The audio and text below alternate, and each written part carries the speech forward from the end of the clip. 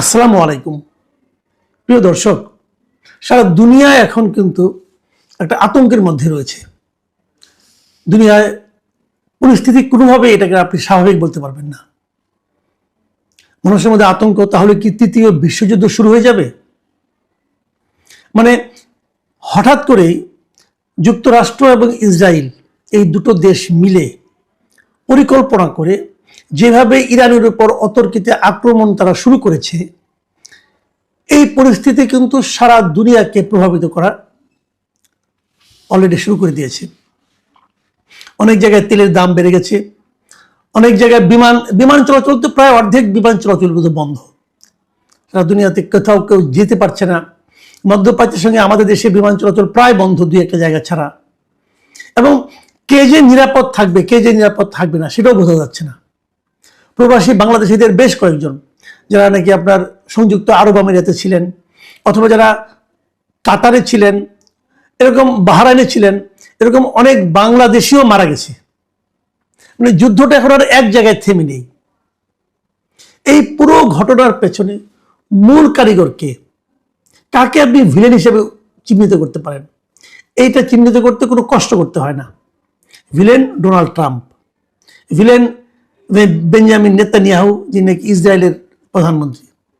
এরা হলেন গিয়ে মূল ভিলেন।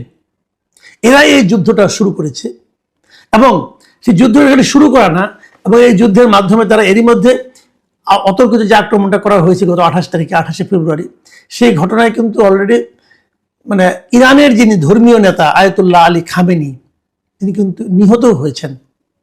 আপনি একটা জিনিস ভাবেন, একটা স্বাধীন সার্বভৌম দেশ, সেই দেশে যিনি প্রধান সরকার প্রধান অথবা যিনি ধর্মীয় প্রধান, মানে মূল যে লোকটা পুরো দেশকে যে পরিচালনা করতেছেন, তাকে আপনি বিদেশ থেকে, অন্য একটা দেশ থেকে এসে মানে আপনার আক্রমণ করে তাকে মেরে ফেলবেন, এটা পৃথিবীর কোনো সভ্য রাষ্ট্র, কোনো সভ্যতা এটাকে গ্রহণ করতে পারে? কিন্তু এখন কিন্তু তাই হচ্ছে। মানে সভ্যতা যেন নতুন করে লেখা হচ্ছে, যে কোনটা সভ্যতা কোনটা সভ্যতা না। ভেবে দেখুন একবার, এই যুদ্ধে এরই মধ্যে যুক্তরাজ্য, ব্রিটেন, যা নাকি পৃথিবীতে প্রথম সভ্যতার কথা সারা দুনিয়ায় বলে বেড়ায়, তারা কিন্তু অলরেডি যুক্তরাষ্ট্রের সঙ্গে যুক্ত হয়ে গেছে। তারা যুক্তরাষ্ট্রকে সাহায্য করবে। মানে যিনি আক্রমণকারী, কোনো রকম প্রভোকেশন ছাড়া, কোনো ধরনের উস্কানি ছাড়াই যারা অন্য একটা দেশে আক্রমণ করে, সেই দেশের প্রেসিডেন্টকে অথবা সেই দেশের মূল যে সরকার প্রধান, যার কথা অনুযায়ী দেশ চলে, তাকে আপনি হত্যা করেন এবং বুক ফুরিয়ে সেটা আবার ঘোষণা করেন, তাকে এখন ব্রিটেন সাপোর্ট করছে।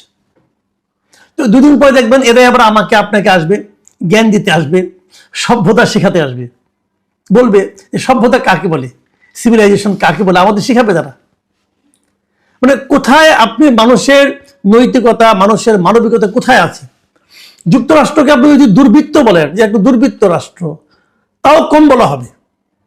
ওদের যে মন মানসিকতা, কয়েকদিন আগে দেখলাম ভেনেজুয়েলার প্রেসিডেন্টকে তার বেডরুম থেকে তুলে নিয়ে গেল যুক্তরাষ্ট্র, তার নাকি বিচার করবে। ভাবেন একবার, কার বিচার কে করে? অন্যের অনেক সমস্যা থাকতে পারে, পৃথিবীর কোন রাষ্ট্রের সমস্যা নেই বলুন? ইরানের সমস্যা থাকতেই পারে, ইরানের অভ্যন্তরীণভাবে নানা রকম আন্দোলন চলতেই পারে, কিন্তু সেই চলার জন্য তার বিচারের দায়িত্ব কি যুক্তরাষ্ট্রকে দেওয়া হয়েছে? অথবা ইরানের জনগণ, তারা কি ট্রাম্পের কাছে আবেদন করেছিল যে আমরা খুব কষ্টে আছি, আপনি এসে আমাদেরকে উদ্ধার করেন? দেখেন, শনিবার দিন আক্রমণ হয়েছে, এবং ট্রাম্প শনিবার দিন ভোরে সে আবার মানে বুক ফুরিয়ে কথাও বলে সে কি বলেছে? সে বলেছে যে এই অভিযানটির লক্ষ্য ছিল তেহরানকে পারমাণবিক অস্ত্র অর্জন থেকে বিরত রাখা এবং ইরানি শাসনের আসন্ন হুমকি নির্মূল করা। একটা উদ্দেশ্য ছিল। আরেকটা লক্ষ্য ছিল কি, যে শাসন পরিবর্তনও এই হামলার লক্ষ্যগুলোর একটি। মানে ইরানের শাসন ক্ষমতায় তারা একটা পরিবর্তন চায়। তো ইরানের শাসন ক্ষমতা কে থাকবে না থাকবে, এটা নির্ধারণ করার দায়িত্ব হলো ইরানের জনগণের। আপনি কে হে? আপনাকে এটা কে বলছে? দেখেন কত বড় মানে আপনার বেহায়া হতে পারে। এবং তিনি ইরানের জনগণের উদ্দেশ্যে বলতেছে, ইরানে যারা নাকি এই খামেনি শাসনের বিরোধিতা করছিলেন, তাদের উদ্দেশ্যে উনি বলতেছেন যে আমরা শেষ করলে তোমরা তোমাদের সরকার দখল করে নাও। বাপরে বাপ, ভাবেন মানে কি মহানুভব সে। উনি শেষ করে দিবে, তারপর তোমরা দখল করে নাও। এটি তোমাদের জন্যই হবে, প্রজন্মের পর প্রজন্মে হয়তো এটাই তোমাদের একমাত্র সুযোগ। মানে এই সুযোগটা যুক্তরাষ্ট্র এবং ইসরায়েল মিলে শুরু করে দিচ্ছে। দেখেন ইসরায়েলের যে প্রধানমন্ত্রী বেনিয়ামিন নেতানিয়াহু, উনি কি বলেছেন? উনি বলেছেন যে এই হামলা সাহসী ইরানি জনগণকে নিজেদের ভাগ্য নিজেরা নির্ধারণ করার সুযোগ তৈরি করবে এবং স্বৈর শাসনের জোয়াল সরিয়ে দেবে। মানে ভাব দেখে মনে হচ্ছে যে ইরানের জনগণের জন্য এই ট্রাম্প এবং নেতানিয়াহুর মানে মানে কষ্টের শেষ নাই। তারা মনে হয় এদের জন্য রাতে ঘুমাইতেও পারে না যে ইরানের জনগণ কি কষ্টে আছে। বাট মজার ব্যাপার হলো এই হামলার পরে কিন্তু ইরানের যে জনগণরা এতদিন ইরানের ভিতরে যারা যারা জানে আন্দোলন করছিল, তারাও কিন্তু এখন আর ইরানি সরকারের বিপক্ষে নাই। তারাও এখন কিন্তু মনে করছে যে এই আক্রমণের তাদের দিক থেকেও সরকারের সঙ্গে ঐক্যবদ্ধ হওয়া প্রয়োজন আছে। কতগুলি প্রভাব কিন্তু এর মধ্যে দেখা যাচ্ছে যার মাধ্যমে আমরা হয়তো ক্ষতিগ্রস্ত হব। তার আগে আমি আরেকটু কথা বলে নিই, সেটা হলো এই যে আমেরিকা ইরানকে আক্রমণ করলো, সেটা আইনগত কিছু আইন তো দুনিয়াতে আছে না, যেমন জাতিসংঘের কিছু আইন আছে। এটা কি ট্রাম্প অথবা ইসরায়েল কি এভাবে আক্রমণ করতে পারে? দেখেন জাতিসংঘ সনদ যেটা সারা দুনিয়াতে একটা আছে আর কি, জাতিসংঘের, যদিও এটা খুব মানে টানে না, কিন্তু একটা আছে তো, চক্ষুলজ্জার খাতিরে তারা একটা করেছে। সেখানে কিন্তু বলা হয়েছে স্পষ্ট করে যে কেবলমাত্র দুইটা ক্ষেত্রে একটা দেশ আরেকটা দেশের উপর আক্রমণ করতে পারে, দুইটা কারণে। কোন দুইটা কারণ? এক নম্বর কারণ হলো যদি জাতিসংঘের নিরাপত্তা পরিষদ আপনাকে আক্রমণ করার জন্য অনুমতি দেয়, যেটা সাধারণত কখনোই দেওয়া হয় না। আর দ্বিতীয়টা হলো যদি কোনো একটা রাষ্ট্র আপনাকে আক্রমণ করে, তখন আত্মরক্ষার খাতিরে আপনি কিন্তু তাদেরকে আক্রমণ করতে পারেন। তার মানে এবার যুক্তরাষ্ট্র এবং ইসরায়েল যে আক্রমণ করেছে ইরানকে, ইরান যে আক্রমণটা করছে এই আক্রমণটা বৈধ, কিন্তু ওদেরটা হলো অন্যায়, ওদেরটা হলো বেআইনি, ওদেরটা হলো অবৈধ। এবং ইরান আত্মরক্ষার জন্য আন্দোলন করছে, এবং ওরা যে আক্রমণ করেছে এটা তারা তো নিজেরা বুক ফুলিয়ে বলছে অমুককে মেরে ফেলেছে, তমুককে মেরে ফেলেছে, কাজেই ওইটা হলো অবৈধ। আর ইরান যেটা করছে এখন এটা হলো বৈধ। কিন্তু এর রেজাল্টটা কি হবে শেষ পর্যন্ত? এই রেজাল্ট খারাপ হবে সবার জন্যই।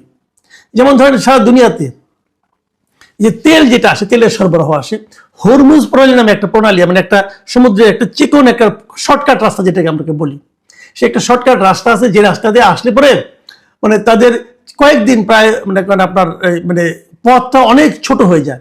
ছোট হয়ে গেলে পরে জাহাজের মানে খরচ কমে যায়, এবং তেল নিয়ে আসলে পরে অনেক খরচ কমে যায়। এমন যে ধরেন আপনি একটা উদাহরণ দিয়ে বলি, এখন যেমন তেলের ব্যারেল আছে $80 ধরা যাক, যদি হরমুজ প্রণালীকে অ্যাভয়েড করে যদি ঘুর পথে আসে, তাহলে সেটার দাম বেড়ে হয়ে যাবে প্রায় $120, $130 মতো। তার মানে 50% দাম বেড়ে যাবে। কিন্তু এই হরমুজ প্রণালীটা ইরানের মানে সমুদ্র সীমার মধ্যে পড়েছে, এবং ইরান সেটাকে অলরেডি ক্লোজ করে দিয়েছে এই যুদ্ধ শুরু হওয়ার পর। এখন বন্ধ করে দেওয়ার কারণে কি হচ্ছে? তেলের দামের উপর প্রভাব পড়বে, তেল সরবরাহের বিঘ্ন ঘটবে। সারা দুনিয়ায় যে তেলগুলো আসে সেগুলো আমাদের দেশেও আমরাও সেই ঝামেলা পড়ব। ইরান কিন্তু এরই মধ্যে তাদের পাল্টা আক্রমণ চালু রেখেছে। ইরানের কাছ থেকে যারা তেল নেয় তারাও যে ইরানকে খুব একটা প্রকাশ্যে সহায়তা করছে তাও না। যেমন চীন তেল নেয়, ভারত নেয়, এরা খুব একটা সাহায্য করছে বলে মনে হচ্ছে না এখন পর্যন্ত। কিন্তু আগামী দিনগুলিতে কি হবে? কিন্তু ইরানের স্ট্র্যাটেজিটা, ইরান যে পাল্টা আক্রমণ করছে, ইরানের স্ট্র্যাটেজিটা বড় পিকুলিয়ার, মানে একটু নতুন ধরনের আক্রমণ তারা করছে। তারা বলছে আমেরিকা তো অনেক দূরে, কিন্তু আমেরিকার যে ঘাঁটিগুলো তার আশপাশের দেশে আছে, যেমন ইউএই, সংযুক্ত আরব আমিরাত, অথবা বাহরাইন, অথবা কাতার, যে দেশগুলোতে আছে, ওমান, তারা কিন্তু এই সমস্ত দেশে যে ঘাঁটিগুলো আছে, বেসগুলো আছে আমেরিকার, তারা সেগুলোতে অ্যাটাক করেছে। এবং ভেরি ইন্টারেস্টিং, এই দেশগুলো কিন্তু আসলে যদিও তারা মুসলিম দেশ, তারা কিন্তু ইরানের সঙ্গে যে খুব একটা সম্পর্কিত, ইরানকে যে খুব হেল্প করে কখনো এর আগের বিরোধগুলোতে তা নয়, তারা বরং আমেরিকার পক্ষে। মানে মুসলিম বিশ্বের অনৈক্যকে কেন্দ্র করে, অনৈক্যকে পুঁজি করে যা যা করা দরকার ইসরায়েল এবং আমেরিকা এখন তাই করছে। এখন এই যুদ্ধ কয়দিন চলবে? এই যুদ্ধে কি ইরানের শাসন, বর্তমানে যে শাসন ক্ষমতা, ইসলামিক যে এইগুলো আছে মানে শাসন ব্যবস্থা, এটা কি চেঞ্জ হয়ে যাবে? আমার কিন্তু তো মনে হয় না। কারণ তাদের সর্বোচ্চ নেতার মৃত্যুর পরেও তারা কিন্তু মানে ভেঙে পড়েনি, তাদের শাসন ব্যবস্থায় কোনো ধরনের চিট ধরেছে বলে মনে হয় না। বরঞ্চ তারা নতুন নেতা নির্বাচন করে ফেলবে খুব শিগগিরই। তার হাতে বলে আরো কি হবে কে জানে। এবং ইরান যে আশেপাশের দেশগুলোতে মার্কিন ঘাঁটিতে আক্রমণ চালাচ্ছে, যদি এটা তারা অব্যাহত রাখে, তাহলে এই দেশগুলির ভূমিকা কি হবে সেটা নিয়েও কিন্তু সামনে নানা ধরনের কথা হতে পারে। মাঝখানে একটা ভিডিও দেখলাম যে ইউএইর যে বুর্জ আল খলিফা আছে, যে তার পাশেই কিন্তু একটা ঘাঁটি ছিল আমেরিকান, ওই ঘাঁটিতে তারা আঘাত করছে। একটু এদিক সেদিক হলে কিন্তু সেটা বুর্জ আল খলিফাতেও যা লাগতে পারে। এই যে 5 স্টার হোটেলগুলো ধ্বংস করে দেওয়া হচ্ছে, এখন তো মানুষের মধ্যে একটা আতঙ্ক তৈরি হয়েছে। কিন্তু শেষ পর্যন্ত কোথায় যে দাঁড়াবে, ইরান কতদিন টিকতে পারবে, অথবা ইরান যদি খুব বেশি একটা চাপের মুখে পড়ে তাহলে তারা পাল্টা হামলাতে আর কোথায় কোথায় হামলা করতে পারে, এসব নিয়ে আলোচনা হচ্ছে। এরই মধ্যে ইরানের যে ইরানের রেভলিউশনারি গার্ড যেটা আছে, তারা দাবি করেছে আজকে যে তারা নাকি ইসরায়েলের প্রধানমন্ত্রী আছে বেনিয়ামিন নেতানিয়াহুর কার্যালয় ও ইসরায়েলি বিমান বাহিনীর প্রধানের সদর দপ্তর লক্ষ্য করে তারা হামলা চালিয়েছে, এটা তারা জানিয়েছে। এবং এই হামলা তারা খাইবার ক্ষেপণাস্ত্র ব্যবহার করছে বলে তারা জানিয়েছে। এবং এরপরে বেশ কিছুক্ষণ ধরে আমরা জেনেছি যে মোটামুটি ধরেন গত 10-12 ঘন্টা ধরে কিন্তু আমরা নেতানিয়াহুকে প্রকাশ্যে দেখছি না। তার মানে ওনার কোনো ক্ষতি হলো কিনা, অসুস্থ হলে উনি মানে আহত হলেন কিনা, অথবা মারাও গেলেন কিনা কে জানে। যে এই যুদ্ধ কোনো সমাধান কোন পর্যন্ত কার দিবে আমি জানি না। তবে আমার কাছে মনে হয় ইরানকে যতটা দুর্বল ভেবে যুক্তরাষ্ট্র এবং ইসরায়েল আক্রমণ সানিয়েছিল, ইরান সম্ভবত ততটা দুর্বল নয়, সেটা তারা এরই মধ্যে প্রমাণ দিয়ে দিয়েছে। এবং এই জন্যই হয়তো তারা তাদের মিত্র দেশগুলি, আমেরিকা বিশেষ করে তাদের মিত্র দেশগুলির কাছ থেকে সাহায্য চাচ্ছে। যে ডাকে সাড়া দিয়ে এরই মধ্যে যুক্তরাজ্য তারা যুক্তরাষ্ট্রের সঙ্গে সামরিক সাহায্য তাদের করবে, এরকম তারা ঘোষণাও দিতে হয়েছে তাদেরকে। তার মানে যতটা সহজে ভেবেছিল ঘটনাগুলি ঘটাতে পারবে যুক্তরাষ্ট্র, ততটা সহজে সম্ভবত হচ্ছে না।